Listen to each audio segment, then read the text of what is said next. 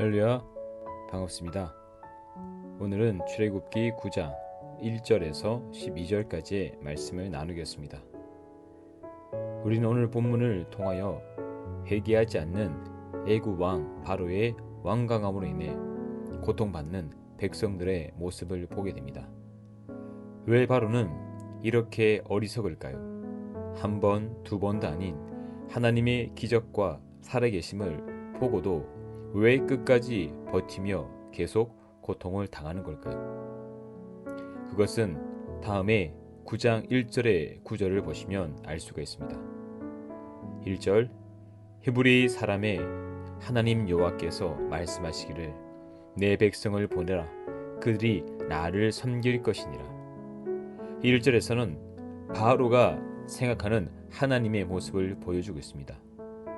바로에게 하나님은 히브리 사람의 하나님인 것이죠. 노예의 신이며, 그래서 곧 하나님의 말씀에 순종한다는 것은 노예의 신, 노예들에게 무릎 꿇는 것과 같기 때문에 바로는 끝까지 그의 자존심을 버리지 못하며 완강하게 버티는 것입니다. 나라가 무너지고 거의 망하게 되었음에도 불구하고 자신의 체면과 잘못된 신앙으로 끝까지 고집을 피우는 것이죠. 하나님은 어리석은 바로와 애굽에 계속 기회를 주고 계십니다.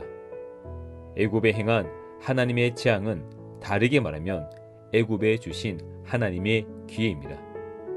한 번에 멸망시키지 않으시고 회개할 수 있는 기회를 계속 주시는 것이죠.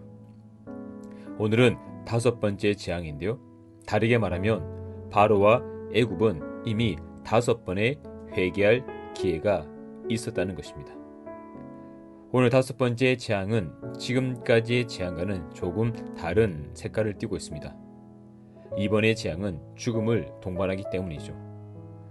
4번째까지의 재앙은 고통이었습니다. 물이 피가 되고 개구리가 올라오고 이와 파리 때문에 힘든 것이 4번째 재앙이었죠. 그러나 5번째 재앙부터는 고통에서 죽음으로 넘어갑니다. 그래서 주님께서는 5번째 재앙을 내리기 전에 회개할 기한을 하루 주십니다. 그러나 회개하지 않자 하나님은 그 죽음의 재앙을 내리시죠. 5절, 애굽의 모든 가축은 죽었으나 이스라엘 자손의 가축은 하나도 죽지 아니한지라.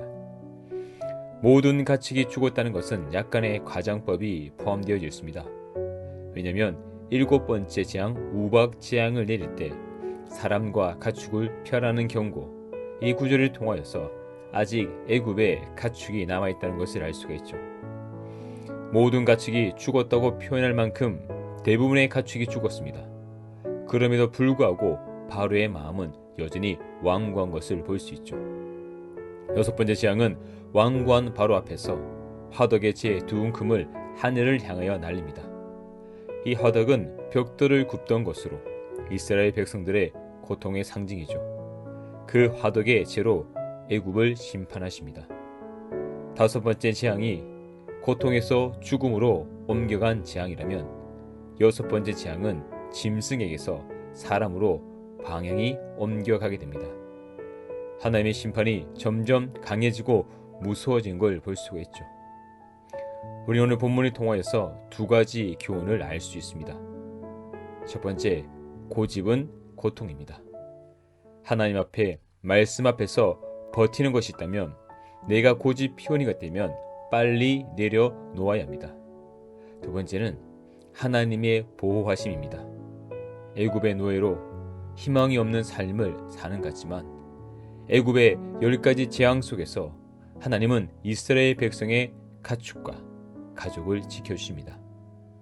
그 하나님께서 지금도 코로나 상황 가운데 하나님의 백성들의 가정과 자녀와 생업을 반드시 지켜주실 것입니다. 이 믿음으로 오늘도 믿음의 여정을 걸어가시면서 하나님만을 바라보시는 주님의 자녀 되시길 간절히 축원합니다. 아멘.